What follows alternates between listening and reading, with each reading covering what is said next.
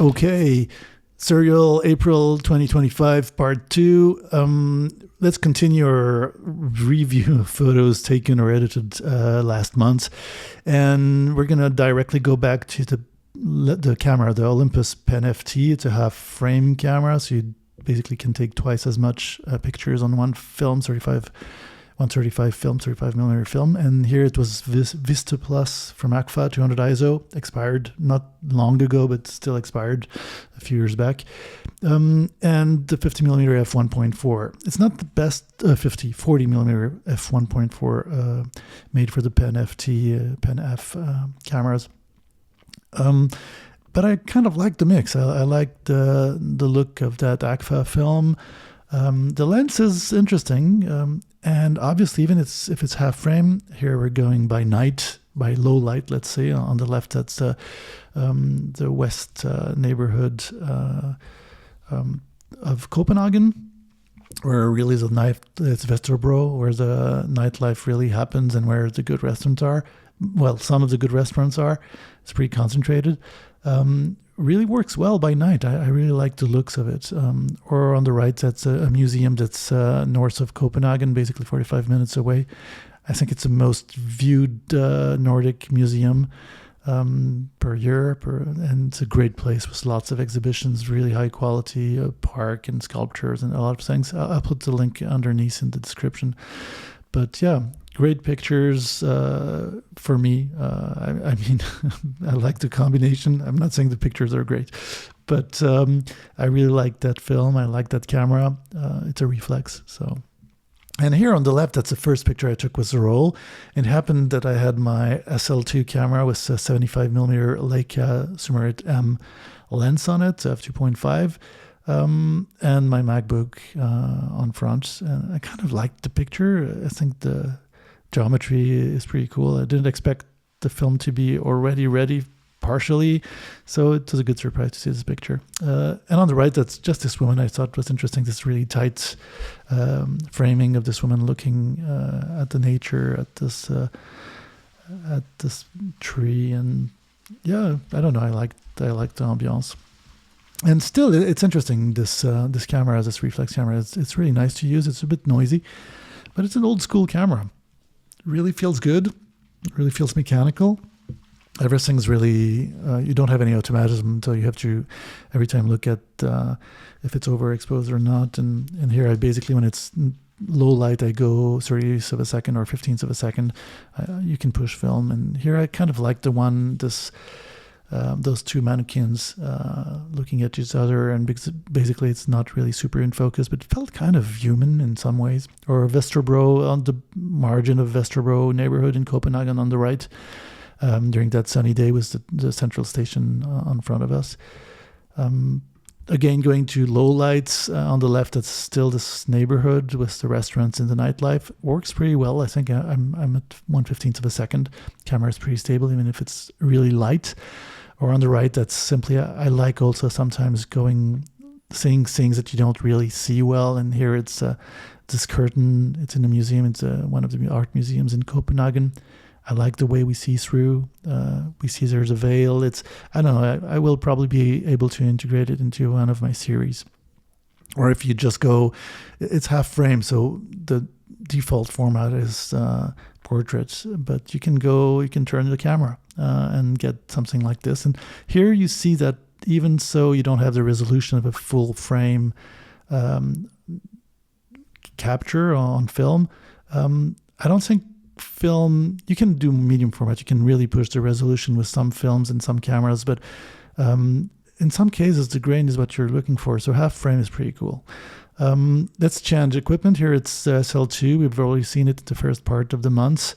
That's the TTR 25mm f2.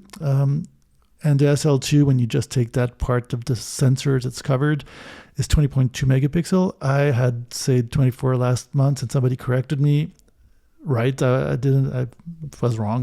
Not 24, but 20.2 megapixels is already quite sufficient. And actually, yeah, I kind of like this limitation. And that lens is a lens I really am starting to enjoy. It's cheap. It's kind of solid, very compact. It's a good lens to have as a secondary lens if, for example, you work with something like a 90 millimeter. I know I have this huge 90 millimeter f1.2. If I don't want to carry two huge lenses, it can be interesting to have an APS-C lens on one of those. I think it's one of those cameras that enable you to. And two details from this Vesterbro neighborhood. And here, two more details, low light, a detail of a restaurant in the central part of Copenhagen. I kind of liked the looks, kind of, I don't know, 1960s.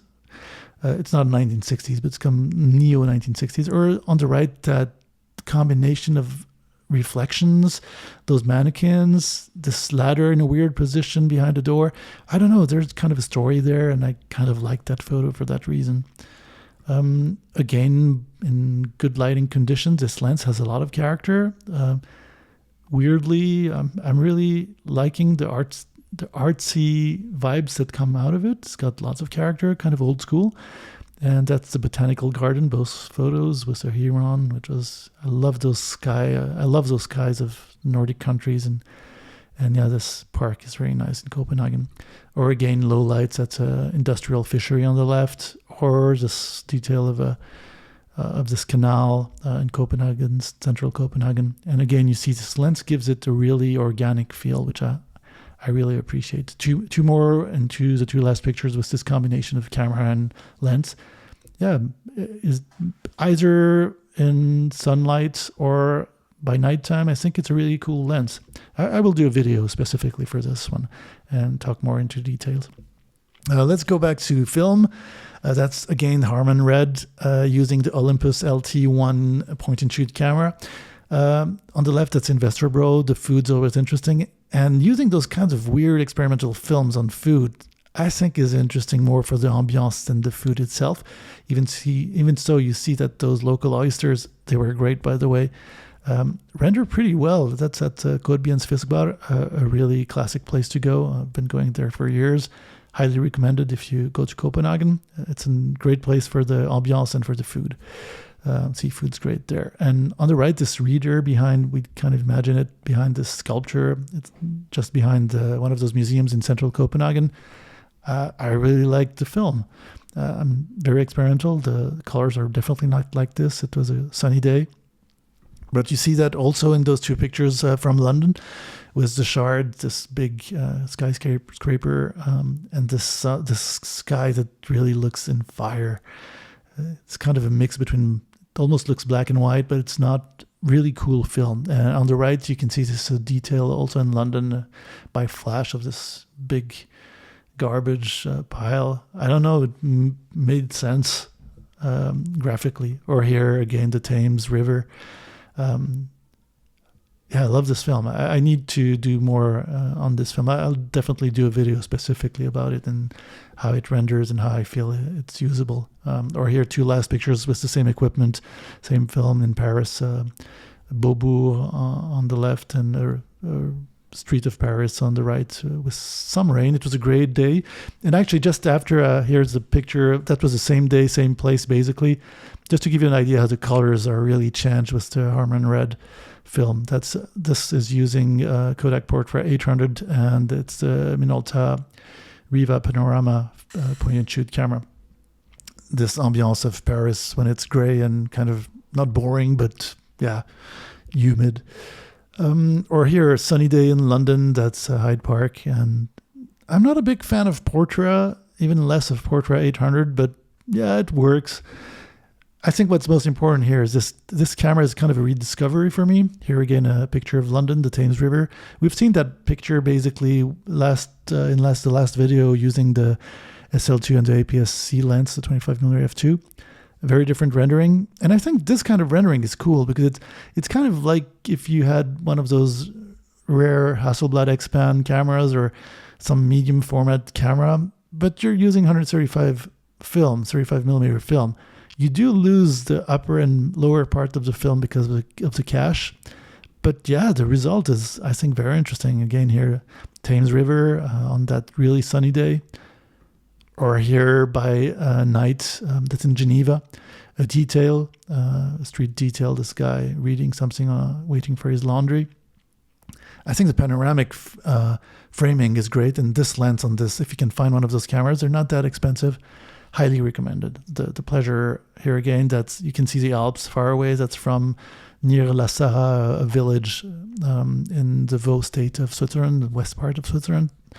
Or here more, that's nearer the countryside near Lausanne, also west part of Switzerland, still the Vaud state. Yeah, it's Portra 800. I'm not a big fan, but I think it does work. I had it in this camera. But yeah, anyhow, questions, suggestions, don't hesitate, commenter. If you have anything to comment, don't hesitate. And yeah, catch you next time.